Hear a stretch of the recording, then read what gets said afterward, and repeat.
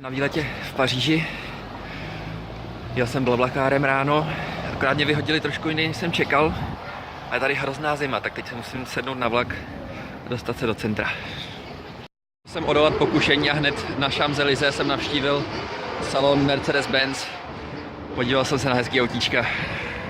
Takže místo fotek s památkama budu mít fotky s autama, protože hned kousek za Mercedesem byl tady ten obchod s Peugeotem, kde mají vystavený speciály z Le Mans, z Dakaru a z Pikes Peak.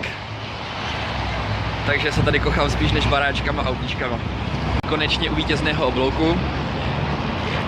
Tady měli i simulátor s Gran Turismo 6, tak jsem si zajel tady s tou kráskou.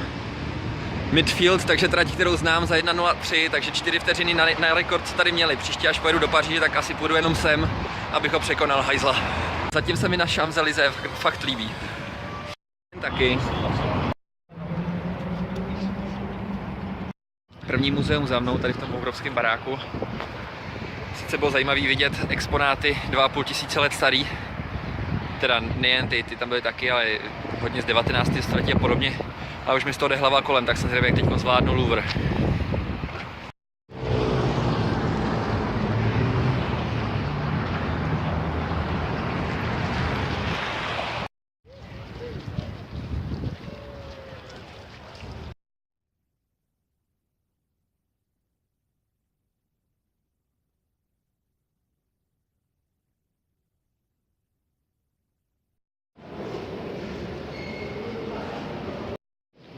Mě to fakt nebaví.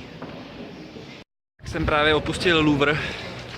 Je 5 hodin a jsem fakt mrtvej a to chci ještě se podívat na Eiffelovku. To jsem zvědavej, jestli to zvládnu.